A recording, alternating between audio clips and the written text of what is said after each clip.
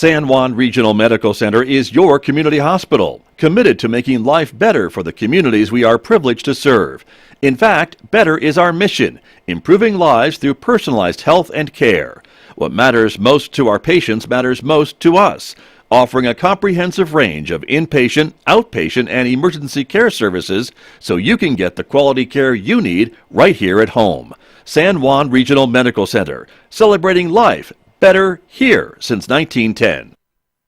KSJE is supported by Aztec Motocross. Located on Highway 173, Aztec Motocross offers a safe and competitive racing environment for the growing off-road and outdoor industry. Upcoming racing weekend, September 24th and 25th, and October 22nd and 23rd. Also, the New Mexico State Championship Motocross Race Series, October 8th and 9th. Find out more online at aztecmotocross.com or 505-393-5222.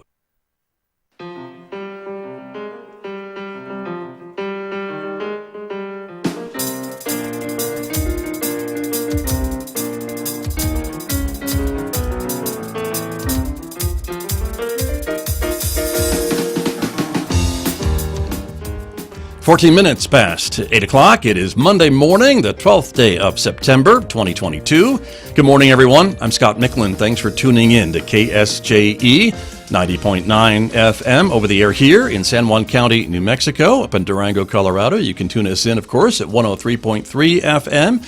And if you're anywhere else on the planet, you can always listen from our website, streaming all the time from KSJE.com, or you can ask your smart speaker to play KSJE. We are glad that you are with us, everyone. We also welcome our viewers who are watching this visual radio program. The video is streaming live this morning out to the KSJE Facebook page, our YouTube channel, and our Twitter account. So welcome aboard, everyone. Glad that you are here.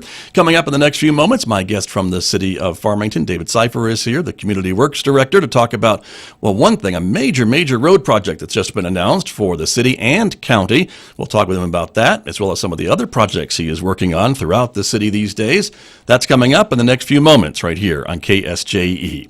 Next hour, of course, Mick Hess will be here, Roving with the Arts, our weekday classical music program. This morning, Mick is playing some music from the female composer, Mel Bonis, and also Felix Mendelssohn. You'll hear some of those pieces coming up today at 9:06 on Roving with the Arts. Don't forget, of course, you can also connect with KSJE on our Instagram page, in addition to Facebook and YouTube and Twitter. And if you're a podcast person, we invite you to subscribe for free to KSJE Podcasts, wherever you listen to podcasts. Outside our studios here at San Juan College, it is a partly cloudy morning today, 61 degrees at the moment. We are expecting a partly cloudy day today, maybe some increasing clouds as the day progresses. 85 for a high in Farmington today before things cloud up overnight tonight with a pretty good chance of some showers developing. 62 overnight tonight with a chance of showers. More rain in the forecast and cooler weather tomorrow with a high of 76 on Tuesday and an overnight low of 58 before things dry out again on Wednesday. Partly sunny skies, 76 for high Wednesday. Things begin to warm back up with a high near 80 on Thursday, 82 on Friday, and maybe mid-80s again for the weekend. Well, let me introduce my guest who is here with me this morning, involved with a lot of things in the city, it seems. Anytime you see an orange barrel, you think of David Sypher.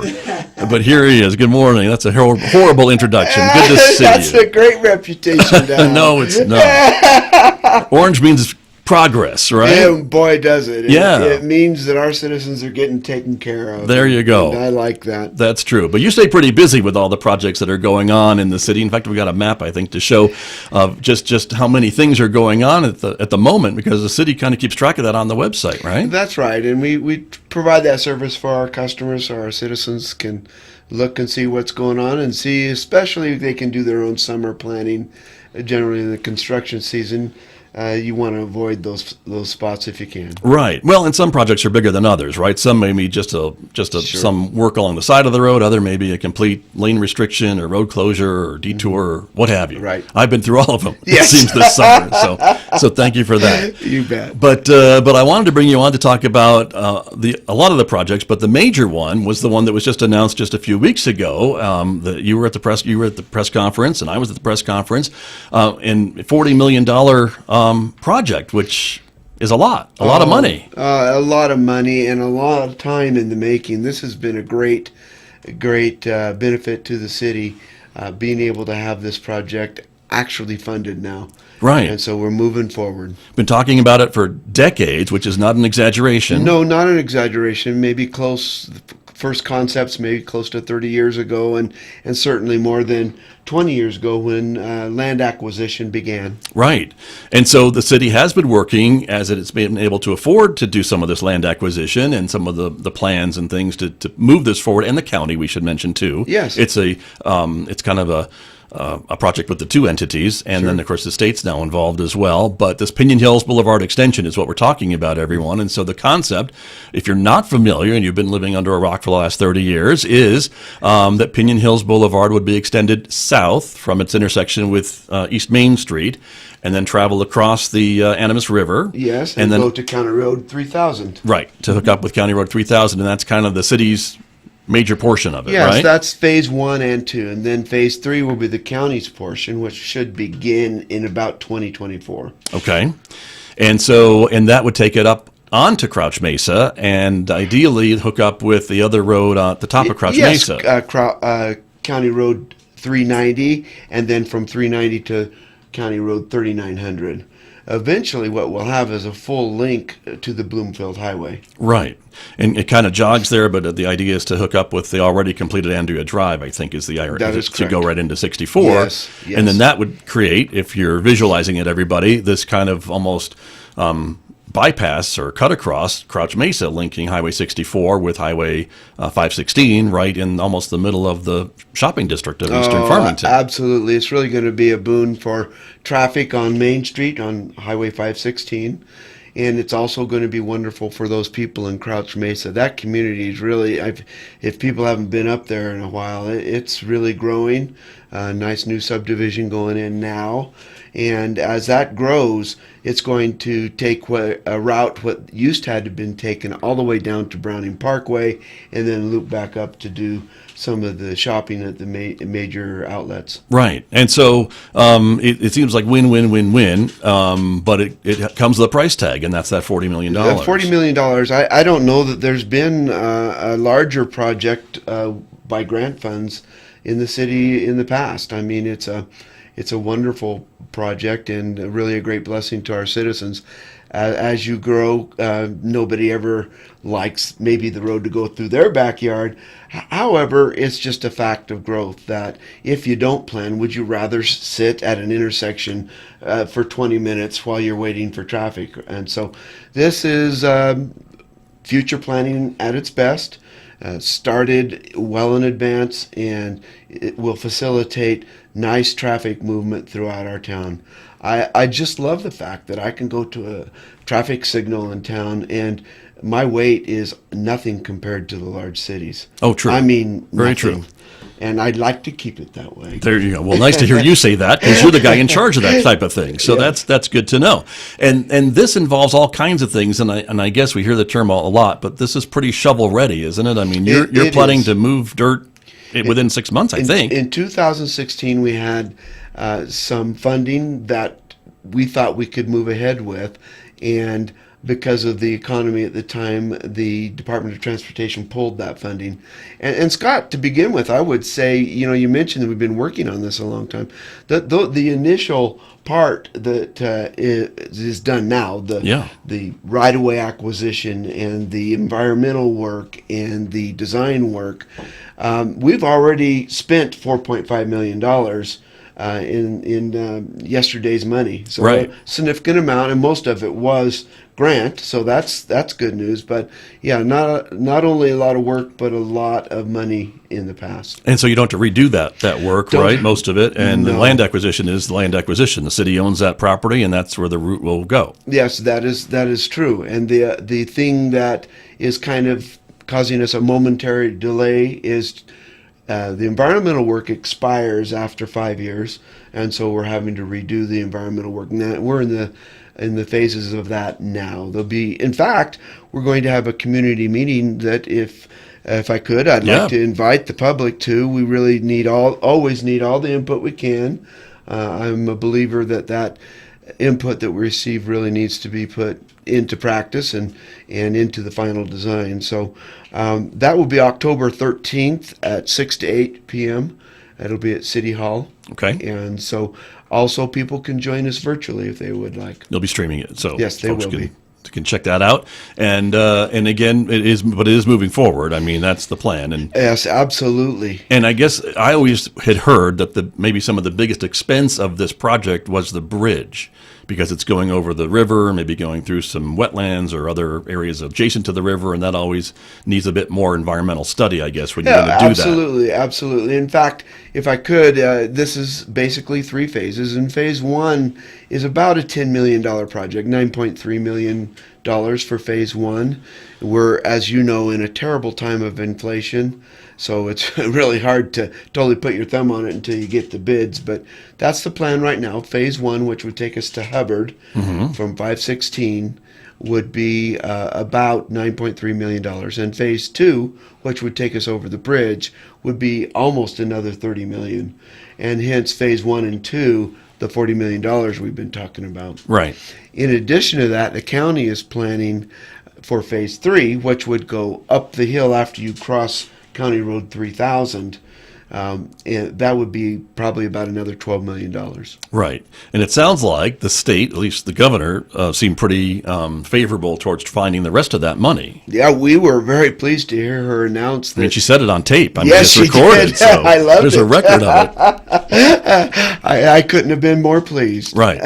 And that we may hear more from the legislature in 2023, perhaps, for the we're rest of that. hoping so, yes. And so that's kind of the idea. But I know, as you mentioned, this has been talked about for decades, and just the money has never been available to do it all. And I think the state likes to do a road project when there's a beginning and an end, not just to build a road to Yes. nowhere. Yes. And so that's kind of been the holdup, I think, for all these years. This has definitely been the region's number one project. It's not like it's been a sidebar.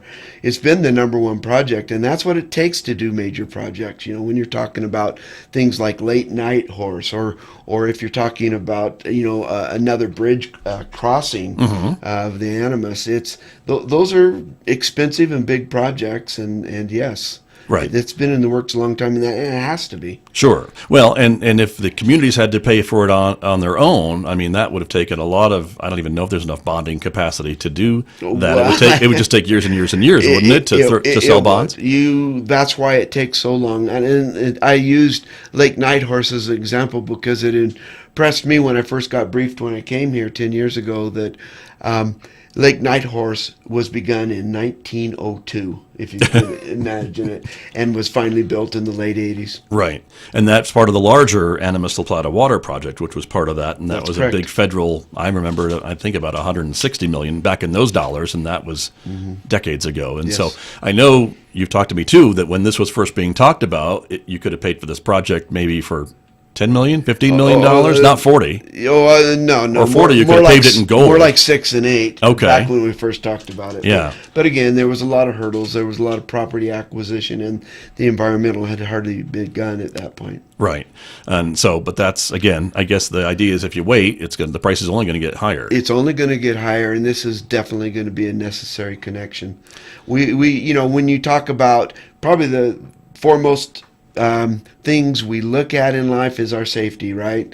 We want protection and safety in the things that we do. That's why we have a house, and basically that's a really nice thing for the Crouch Mesa and vice versa. The flow of traffic or being able to have emergency services to that area is going to be very important. Right. That's another big component of this, too, right? Yes. As much as we love the convenience of being able to get to the mall quickly or Right. the other stores on the east side of town, being able to get emergency vehicles up and off of Crouch Mesa Right. is another important thing. And rather than having either to Browning Parkway or Flora Vista, as you mentioned, this is providing a third river crossing in the middle. Absolutely, and when your staff that you've hired as your city employees are doing their job right, things are planned in advance so that we don't first have to have all that awful congestion that I described at the first of our show. Right, that's very true. And so the city has a page on their website all about this project, and I think they'll be adding things to it as Yes. it progresses, right? Is your plan? We'll be adding quite a few things to it. It'll keep people updated and informed.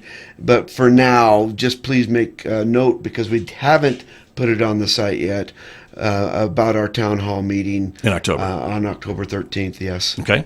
It'll probably be there by the end of this week, I bet. I would. Once you sure get back to of City that. Hall. Once I get back. I think a memo is going to go out here to the webmaster, perhaps, but there you are. But this will be, and so timeline, you're hoping to break ground next year on phase one? Phase one, we really hope to bid this out in early spring and have construction in late spring. Okay. That is our plan for phase one. And phase two, we're hoping that we can get all the necessary environmental work done and actually bid that next spring as well. The county, if all goes well for the county, and they're going through some acquisition, and which can be, items come up that you can't really plan for. But if that goes well for them, they'll be bidding their phase three while we're bidding our phase two. I see. That would be ideal. We're hoping for that. Got you. And then, of course, the other part of it would be a total county project, and that's when they would kind of take over, right? For Yes. the other part that goes up the hill. But I'd like that to $10 say, million. it'd be really cool to have it done simultaneous.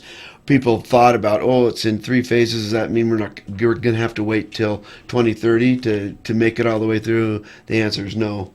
The county is on it, and they're very progressive on this. So it sounds like maybe all three phases could be under construction simultaneously. They're pretty close to the same time. Close. Phase one would be wrapping up when phase two starts. I see. And then phase three could be simultaneous with phase three. And so completion, if things go well, I don't want to put you on the spot, but probably how long would it take? Probably just figure a year and a half or 2 years after the last startup. So it's at 26, spring of 26 probably. Okay, there you go. But that is, again, a major project. We talked with Arvin Trujillo last week from Four Quarters Economic Development and about all the economic development opportunities that a project like this would open up.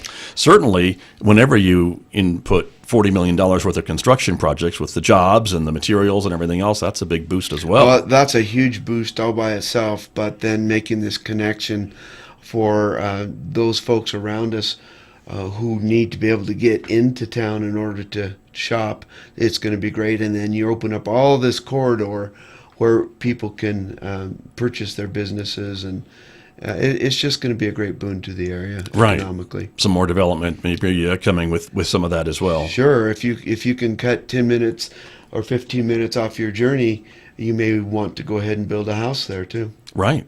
True. Very true. David Sypher is my guest this morning. He is the Community Works Director with the City of Farmington, in charge of many construction projects and improvement projects throughout the community. This is the biggest one, I think, probably on your plate now, and one you've probably heard about since you took the job here in Farmington. They've been telling you about it for years. When I went on my job tour that day that I interviewed, they took me to Pinion Hills and pointed it out. So one of these days we're going to build a road there is what they said, right? That's right. So there you go. But in the meantime, you've got a bunch of other projects going on that we've been talking about. Again, the map that you have also on the city's website at fmtn.org shows the current and projected future projects, community works projects, not all road projects, but most of them, I would say. But one of them that we wanted to point out was up on Foothills Drive. Yes. We've had a great success in getting grants, and it's been almost, again, exclusively grant funded through the years. It's taken a while. When I first got here, we were working on phase one, and we introduced phase 1, 2, and 3 at that time in our community meetings. One of the main issues there, not only did the road need reconstruction, but people were very, very concerned about the speeding there. And so that's when we introduced the concept of roundabouts, just because there's such an inexpensive way to control the speed of traffic and to provide for future intersection needs that would take away the need for signals in the future. And someday, like it or not, we're growing and will grow. And so signals are a reality for the future if we didn't do something like this. And so this is a great, again, a good planning step. So this phase includes another roundabout on Foothills? Another roundabout at Lakewood. Okay. And we learned some things at Rinconada. And so we'll be making some good improvements. We had a wonderful meeting not long ago. The community had a decent turnout at that meeting. We had about 5 people speaking and gave us suggestions about the roundabouts, how we can improve those, and we took them to heart, and we'll be making some changes. So the roundabouts are really great because they're so economical. In the long run, they save and pay for themselves quickly because of the signals, and it slows down the traffic. People were coming down that hill at pretty terrible it's a pretty straight speeds. shot without the roundabout. I mean, that's just human nature. You have a straight line of sight. Downhill. I mean, and downhill. What are you going to do? I mean, that's. As some people, I think, found out when that roundabout was installed that they still wanted to go straight. You can't do that anymore. You got to pay attention. But that's what's coming up. And so that should start when, do you think, for phase? It will be bid out next spring, maybe late summer. Okay. Or, early summer. Late Gotcha. spring, early summer. Okay. 20th Street has been under construction a little bit. That's part of an ongoing project to, partially bury the utility lines, the electric lines, right? That's true. It was a project that the council came up with about 10 years ago. We've done it in 3 phases, and again, I'm proud to say we're able to get grants for most of it, majority of it. Demonstration project, if you will, to do 2 things. One, bring up 20th to the current ADA standards, the American with Disabilities Act. Right. And that's sidewalk ramps and things like that to be able to cross the street safely and those types of things, right? That is correct. To facilitate disabled access to the town. Sure. And so that's been a really nice enhancement. Plus some decent sized sidewalks. And yes, guess what happens when you remove the telephone poles from the middle of a sidewalk? It's a really nice thing. And the council wanted to see what that would be like. We don't have an exclusive corridor, and they thought that 20th would be it. And kudos to council. They really, that was a good thing, I think. Right. If you take a look, and I think a lot of folks maybe don't even realize that the power lines are gone until they really look for them and then say, wow, the power lines are now gone. And it really does, I think, open up that corridor, and that's a pretty busy retail and commercial street in Farmington. It really does. And so the last portion of those poles are not down yet, but they will be by the end of this season, and there may be a few stragglers as you wait for different communications and such to be removed from the poles. The poles should be all cleaned up in the spring of next year. And the goal is, I guess, to have them all the lines gone from Main Street along 20th all the way to the school. Is that the idea, to the high school? That is correct. Okay. Yeah. And that's the plan. And then who knows where it'll go from there. Right. If the council wants to do more. Yes. And there's so many things going on right now. I don't know that it's a priority. I don't see anything else on the book to follow up on that at the moment, but it could become another project they'd like to do. Sure. But right now I'm just so pleased that they did it in the first place. So right. That's nice. Right. Another area I want to ask you about that's been done for a while, and just to see how it's going, is downtown. The big Complete Streets project, that's another area where I think the utilities have been put underground, and with a lot of underground work that was all part of this project and the addition of the roundabouts. And I think from what I can see, if social media is any indicator, that people were kind of didn't know what to think about the roundabouts at first, and now I see less and less negative comments. No, I'm seeing more and more positive all the time. When you haven't driven a traffic control method before, it gets concerning. I know when I was a young man in my 20s, I went to and lived in Ireland for 2 years. When I first saw a roundabout, and they're multi-lane roundabouts. Yeah, those are fun. I was excited because when you're that age, you just love to try death out and see what happens, But right. As I got used to them, I had no problems negotiated in it. But it's a new concept, and you have to get used to it. Single lane roundabouts are very easy in contrast, and it saves the citizens quite a bit of money. Those signals it costs so much each year just to maintain and operate them, let alone the cost of installation. And so we'll make our money back in about 5 more years. Gotcha, from those changes. And yes, and it'll pay for itself from there for eternity as long as we have them. Gotcha. And I know, and you're talking about the cost of a traffic signal, a traffic light, and that's got the equipment and the power and everything else, and that's what adds up to these costs when you're deciding what to do at an intersection, whether a traffic signal or a roundabout or what have you. And we usually limit when we're going to use a roundabout to where we have average daily traffic of 20,000 people or less. So this was a perfect application. Right. And that's some of the things that drives these decisions, right? The city has certain policies that are in place about, at an intersection, what do we need to do here? Is it a stop sign? Is it a roundabout? Is it a traffic light? What types, or yield? Those are all in policy, are they not? Yes, we have our own local policy, and in addition, we follow the federal policy, which is called the Manual of Uniform Traffic Control Devices, and so we try. It's not anything that we just normally come What does up David with Sypher want to do Yeah, that's right. at this intersection? What do we like to do to try out something new this time? Right. So. But that's how we get here to some of these things. And so if a neighborhood wanted to say, hey, we're seeing a lot of traffic in our neighborhood, I assume they could probably petition or ask your office to take a look, and you put in some of those traffic counting devices and actually tell us how many cars are on that street? Absolutely. We do that anyway throughout the town every year. We have places that are of high volume that we continue to check and monitor and see if they need upgrades to the systems. And then when people get frustrated on whatever their given situation is, maybe a teenager is running up and down 25 mile an hour zone at 50 miles an hour, we try to do all we can do to help out each individual situation. Well, I bet you can pick up the phone and call the chief of police, too, from time to time. Absolutely. Maybe some other patrols on that could happen. Before we run out of time, I want to talk about water a little bit and drought and some other things. And the city seems to be in pretty good shape after the year we've had. We've had a pretty good monsoon year. Well, we have two factors that are wonderful. Now, factor one, we had a council that really saw the future and got us Lake Farmington. With that, we have such a backup.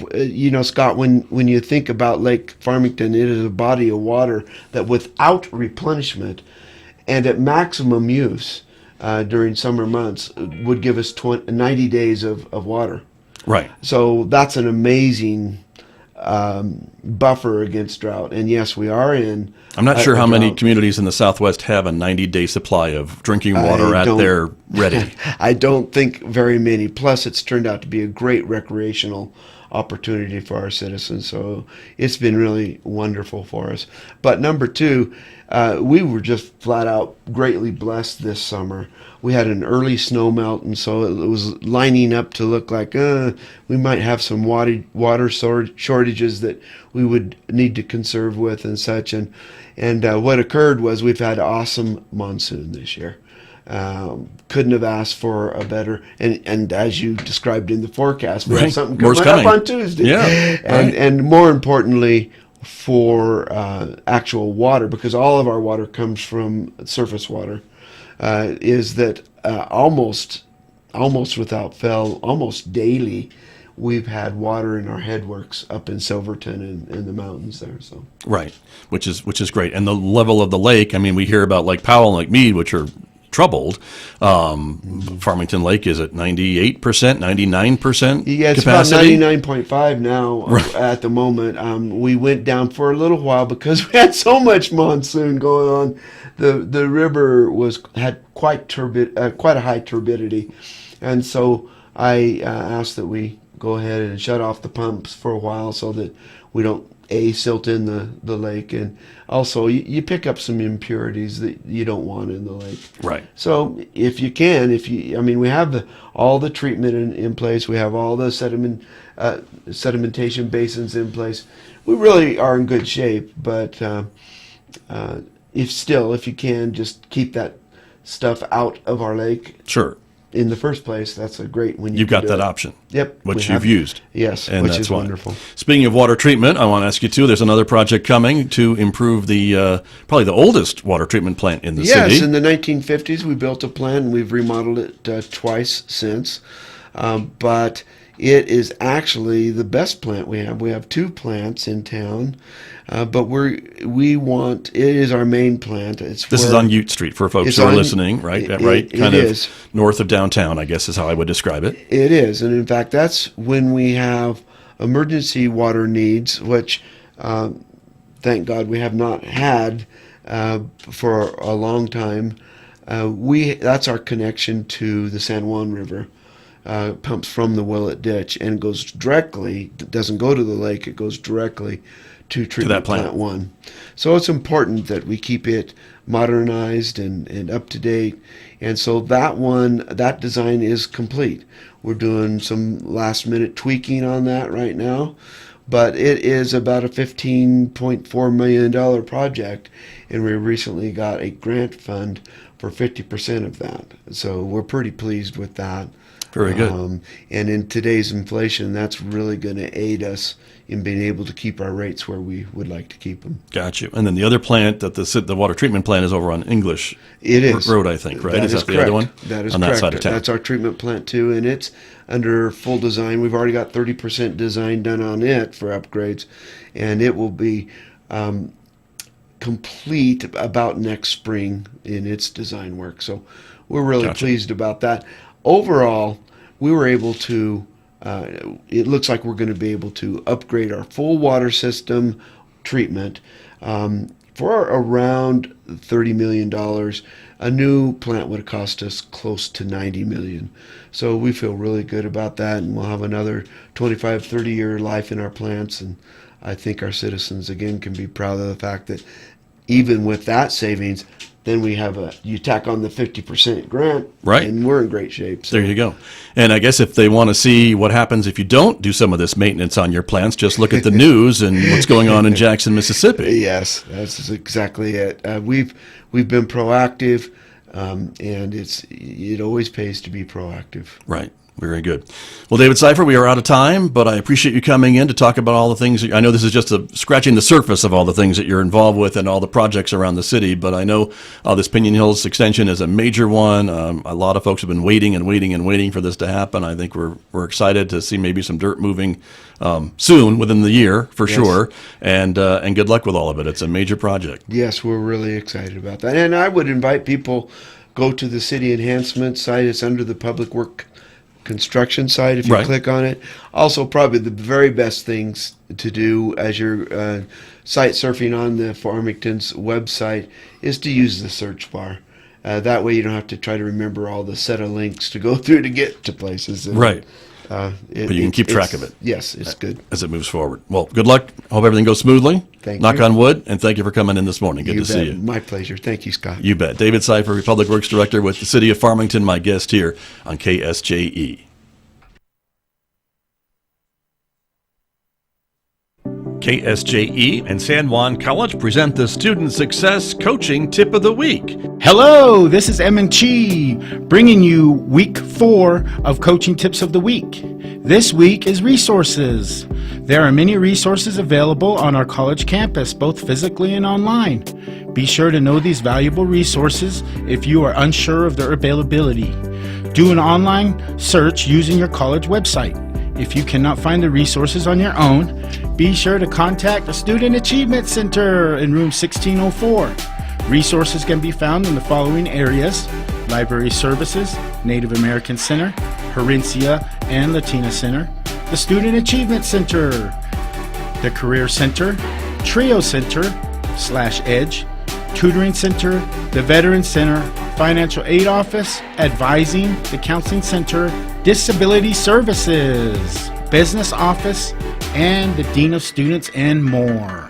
The Student Success Coaching Tip of the Week, presented by KSJE and the Student Achievement Center at San Juan College. 3 days of wonder as hot air balloons from across the nation fly over our Farmington skies the mornings of September 23rd through the 25th and light up the nights in the midst of vendors and live entertainment. Friday night, they'll be at San Juan College, followed by Patrick and the Las Vegas Band on stage at the Henderson Performing Arts Center. Saturday night, they'll be at Justice Park Ballfields, followed by the Guess Who live at Ricketts Park. All balloon events are free. Find info and concert tickets at fourcornersballoonrally.com. KSJE is proud to support the San Juan Medical Foundation's 42nd annual Walkathon, Saturday, September 17th.